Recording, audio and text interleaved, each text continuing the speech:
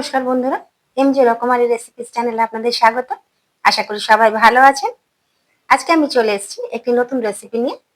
আমার আজকের recipe mutton korma. Mutton korma এক একজন এক এক রকম ভাবে রান্না করেন। আমি রান্না করি একটু উল্টো ভাবে, আর সেটাই আজকে আপনাদের সঙ্গে শেয়ার করব। তাহলে চলুন কথা না বাড়িয়ে রেসিপিতে আগে চলে যাই। 1 কেজি মাংস ধুয়ে পরিষ্কার করে নিয়েছি, আর 500 পেঁয়াজ আমি কেটে নিয়েছি বেরেস্তার জন্য এইভাবে ঝিরিঝিরি করে।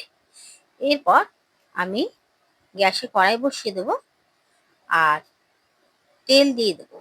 তেল কিন্তু একটু বেশি করেই দিতে হবে, কারণ 500 পেঁয়াজের বেরেস্তা ভাজতে গেলে ডুবো তেলে ভাজবো, কাজেই তেল একটু বেশি দিতে হবে যাতে পেঁয়াজগুলো সুন্দর করে ভাজা হয়। আর একটু বেশি তেল দিয়ে ভালো করে ভাজলে তাড়াতাড়ি বেরেস্তাটা ভাজা হয়ে যায়। পেঁয়াজটা আমি আর বেশি ভাজবো না। এরপর পেঁয়াজের নিজস্ব হিটেই কালার চলে আসবে, এইরকম কুড়মুড়ে হয়ে যাবে। বেরেস্তা আমার ভাজা হয়ে গেল। এবার আমি মাটনটা রান্না করা শুরু করব। প্রথমেই গ্যাসে আমি একটা হার্ড অ্যানোরাইজডের পাত্র বসিয়ে নিয়েছি, আর তারপরে সমস্ত মাংসগুলো আমি পাত্রে দিয়ে দেব। এরপরে আমি দিয়ে দেবো 400 দই। এখানে আমি নর্মাল প্যাকেটের দই নিয়েছি। এরপরে আমি এর মধ্যে দিয়ে দেব 2 চামচ কাশ্মীরি লাল লঙ্কার গুঁড়ো, 1 চামচ শুকনো লঙ্কার গুঁড়ো, আর 1 চামচ জিরে গুঁড়ো, 2 চামচ দিয়ে দেব ধনে গুঁড়ো। ধনে গুঁড়োটা একটু বেশি দেব, 2 চামচ ধনে গুঁড়ো দিয়ে দিলাম। এরপর আমি দেব 1 চামচ হলুদ, আর এরপরে 5 থেকে 6টা লঙ্কা কুচিয়ে আমি দিয়ে দেব। আপনারা থেতো করেও দিতে পারেন। এরপর আমি দেব 2 চামচ আদা রসুন বাটা। এরপরে নুন দিয়ে দেব 2 চামচ, আর তারপরে দিয়ে দেব গোটা গরম মশলা, তেজপাতা, বড় এলাচ, ছোট এলাচ আর দারচিনি। এরপরে দেব 1 বাটি জল, আর এরপরে আমি গ্যাসটাকে হাই ফ্লেমে করে সমস্ত উপকরণগুলো মাংসের সঙ্গে একসঙ্গে মিশিয়ে 10 মিনিট ভালো করে নাড়াচাড়া করে আমি রান্না করব। একটু পরেই দেখতে পাওয়া যাচ্ছে দই থেকেও জল বেরোচ্ছে, আর মাংস নিজস্ব জলও ছাড়ছে। এইভাবে কনস্ট্যান্ট নাড়িয়ে আমি 10 মিনিট কিন্তু রান্না করব। 10 মিনিট পরে দেখুন অনেক জল বেরিয়েছে। এই মুহূর্তে আমি গ্যাসটা করে দেব লো ফ্লেমে, আর ঢাকা দিয়ে রেখে দেব আধা ঘন্টা। যতক্ষণ মাংসটা সেদ্ধ হচ্ছে ততক্ষণ আমি বেরেস্তাটা গুঁড়ো করে নেব। আমি মিক্সারে গুঁড়ো করব, আপনারা চাইলে হামালদিস্তাতেও থেতো করে নিতে পারেন। মিক্সারে করলে জাস্ট একবার একটু ঘুরিয়ে নিতে হবে, পেস্ট যেন কোনোভাবেই হয়ে না যায়। দেখুন এরকম গুঁড়ো গুঁড়ো হতে হবে, দানা দানা যেন থাকে সেটা কিন্তু লক্ষ্য রাখতে হবে। আধা ঘন্টা পরে আমি ঢাকনা খুললাম, অনেকটাই সেদ্ধ হয়ে এসছে, জলও অনেকটা কমে গেছে। দেখুন গ্রেভিটাও একটু ঘন হয়ে এসছে। এই পর্যায়ে মোটামুটি 60% কিন্তু আমার সেদ্ধ হয়ে গেছে মাংসটা। গ্রেভিটা দেখুন কি সুন্দর হয়েছে, দইটা কাটেনি কিন্তু, একদম ঠিক আছে, ঘন হয়ে এসছে। এই পর্যায়ে আমি বেরেস্তা যেটা গুঁড়ো করেছি সেটা মাংসের মধ্যে দিয়ে দেব। এরপর গ্যাসের ফ্লেম লোতে করে দেব, আর 2 থেকে 3 মিনিট বেরেস্তাটা দিয়ে মাংসটা ভালো করে কষিয়ে নেব।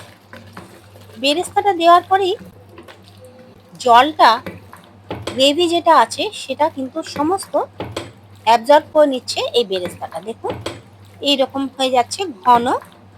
প্রথমেই বলেছিলাম আমি রান্না করি একটু উল্টো নিয়মে, তাই আগে 60% সেদ্ধ করে নিলাম, আর এরপরে আমি তেল আর ঘি মেশাবো মাটনের সঙ্গে।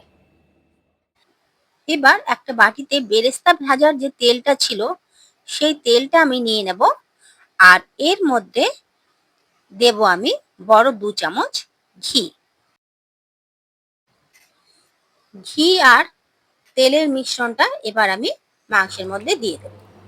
আর গ্যাসের ফ্লেম লো টু মিডিয়াম করে 5 মিনিট আমি ঘিয়ের সঙ্গে মাংসটা ভাজবো। ঘিয়ের সঙ্গে মাংসটা যত সুন্দর করে ভাজা যাবে ততই ভালো টেস্ট হয়। আর এই সময় আমি একটা পেস্ট তৈরি করে নেব। কাজু বাদাম আর 1 চামচ শুকনো নারকেল দিয়ে আমার পেস্টটা তৈরি হয়ে গেল। 5 মিনিট পরে আমি মাংসের মধ্যে কাজু বাদাম আর নারকেলের পেস্টটা দিয়ে দেব। 2 থেকে 3 মিনিট আমি লো টু মিডিয়াম ফ্লেমে নাড়াচাড়া করে রান্না করব। খেয়াল রাখতে হবে যেন তলায় না লেগে যায়, কারণ কাজু বাদামটা তলায় লাগার প্রবণতা থাকে। সেই কারণে দেখুন কি সুন্দর ঘন হয়ে গেছে, আর টেক্সচারটাও কি সুন্দর এসছে গ্রেভির, পুরো দানা দানা। কারণ কি, যেহেতু বেরেস্তাটা আমি পেস্ট না করে গুঁড়ো করেছি সেই জন্যে। এরপরে আমি দিয়ে দেব 1 বাটি জল। জল দেওয়ার পরে ভালো করে মাংসের সঙ্গে মিশিয়ে নেব। মাংসটা আমার 60% সেদ্ধ হয়ে গেছে, এখনো যেহেতু 40% সেদ্ধ হবে, সেই জন্যে আমি এর মধ্যে আরেক বাটি জল দিয়ে দেব। তাহলে আর তলায় লাগার কোনো ভয় থাকবে না। এবার আমি গ্যাসের ফ্লেমটা হাই করে দেব আর টকবক করে একবার ফুটিয়ে আধা ঘন্টা ঢাকা দিয়ে রেখে দেব একদম লো ফ্লেমে। আধা ঘন্টা পরে ঢাকনা খুলবো। অলমোস্ট আমার মাটন কোরমা রেডি। কি সুন্দর টেক্সচারটা এসছে দেখুন, দারুণ কালার, গন্ধে একদম ঘর মম করছে। আর কালারটা তো দেখতেই পাচ্ছেন কত সুন্দর হয়েছে।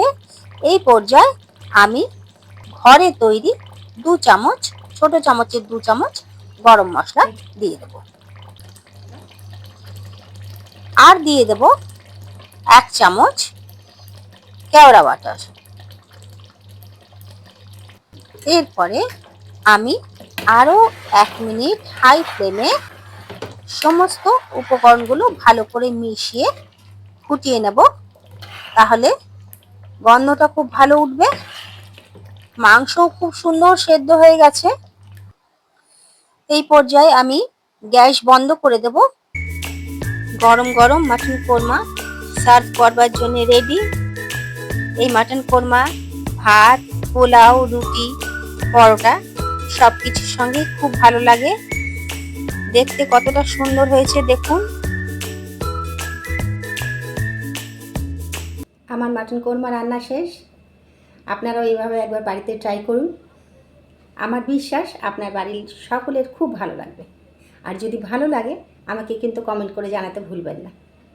তাহলে আজকে এই পর্যন্তই। চলে আসবো আবার পরের ভিডিওতে নতুন কোনো রেসিপি নিয়ে। সকলে ভালো থাকবেন, সুস্থ থাকবেন।